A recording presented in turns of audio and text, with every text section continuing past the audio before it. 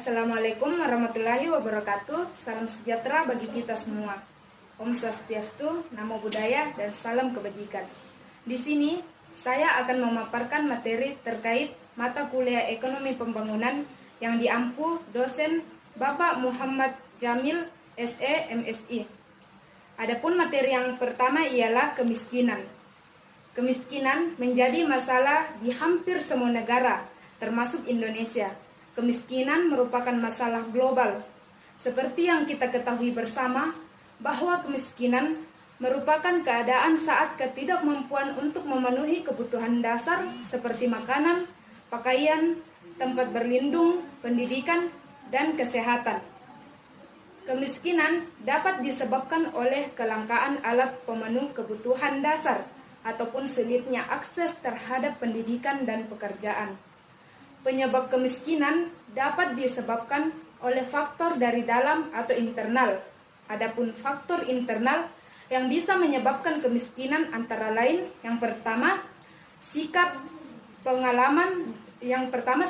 yang kedua pengalaman dan pengamatan, yang ketiga kepribadian, yang keempat konsep diri, yang kelima motif, dan yang keenam persepsi. Selain faktor internal, penyebab kemiskinan lainnya yaitu faktor eksternal atau faktor dari luar, seperti kelompok referensi, keluarga, kelas sosial, dan kebudayaan. Selain kondisi kemiskinan, ternyata bisa menimbulkan beberapa dampak atau akibat, seperti yang pertama, meningkatnya angka pengangguran, yang kedua, banyaknya kasus putus sekolah, yang ketiga, muncul berbagai masalah kesehatan di masyarakat, yang keempat, menurunnya kualitas generasi penerus, yang kelima, muncul tindakan kriminalitas. Adapun strategi kebijakan yang dikeluarkan untuk mengurangi kemiskinan diantaranya, yang pertama, pembangunan pertanian. Seperti yang kita ketahui bersama, bahwa masyarakat miskin yang sangat banyak itu didominasi oleh masyarakat yang tinggal di pedesaan. Di dalam hal ini, oleh para petani, dan karena itu salah satu cara mengurangi kemiskinan yaitu pembangunan pertanian, pembangunan teknologi, inovasi terbaru. Hal tersebut mampu meningkatkan produktivitas pertanian.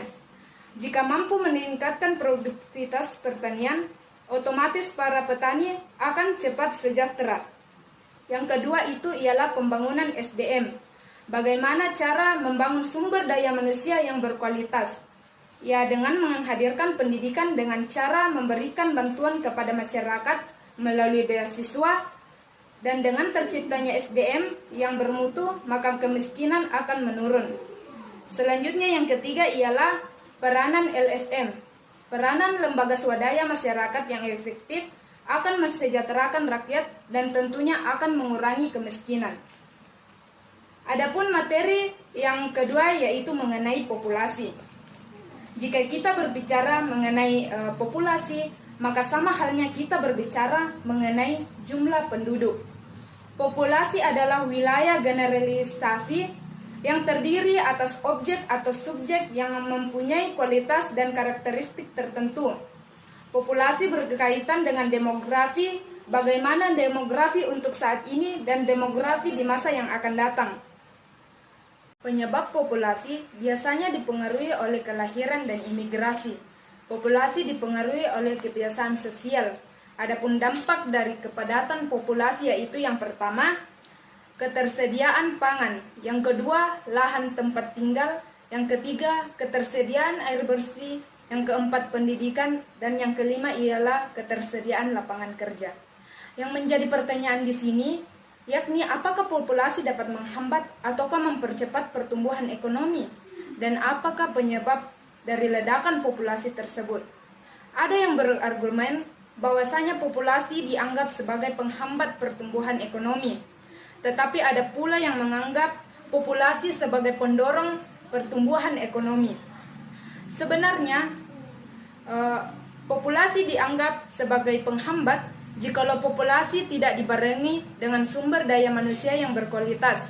Tetapi sebaliknya, jika populasi dengan sumber daya yang berkualitas, ini justru akan mendorong pertumbuhan ekonomi karena dengan penduduk yang mempunyai SDM yang berkualitas, akan menciptakan pasokan tenaga kerja yang bagus.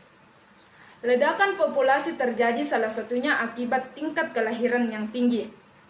Adapun cara untuk menghitung populasi yaitu jumlah orang dibagi dengan luas area. Populasi sebagai peluang atau ancaman, pertanyaan itu sering muncul di dalam benak kita. Pertumbuhan populasi yang terus-menerus mengalami peningkatan akan memberikan dampak buruk untuk penduduk itu sendiri. Mulai dari kerusakan lingkungan, lahan yang semakin berkurang, hingga angka pengangguran yang tinggi. Adapun populasi sebagai peluang yaitu untuk meningkatkan laju perekonomian yang sangat berpengaruh terhadap kesejahteraan suatu negara. Dan makin banyak tersedia tenaga kerja dengan usia yang produktif. Adapun tahap-tahap perekonomian terdapat 4 fase pertumbuhan ekonomi, yaitu yang pertama ialah masa berburu dan masa mengembara, yang kedua ialah masa beternak dan bertani, dan yang ketiga masa bertani dan kerajinan serta masa industri dan perniagaan. Selanjutnya yang menjadi pertanyaan ialah apakah ada upaya pemerintah dalam menekan kepadatan populasi? Jumlah penduduk yang besar berpotensi memunculkan berbagai permasalahan seperti laju pertumbuhan ekonomi yang terhambat, angka pengangguran yang meningkat hingga berujung pada tingkat kriminalitas. Pemerintah terus berupaya untuk menekan laju pertumbuhan penduduk di Indonesia dengan melakukan salah satu programnya ialah program keluarga berencana atau yang biasa dikenal dengan program KB. Dengan menerapkan program KB ini, maka akan berpotensi untuk membatasi angka ibu melahirkan, serta program ini juga bisa membawa dampak yang baik terhadap kesejahteraan penduduk dan kesehatan yang memadai, sehingga dengan terlaksananya program keluarga berencana ini, maka tingkat kecepatan perkembangan penduduk tidak melebihi kemampuan kenaikan produktif. Dengan demikian, taraf hidup dan kesejahteraan penduduk dapat meningkat. Mungkin sekian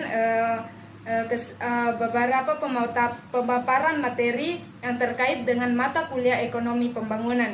Kurang dan lebihnya mohon dimaafkan. Assalamualaikum warahmatullahi wabarakatuh dan salam sejahtera bagi kita semua.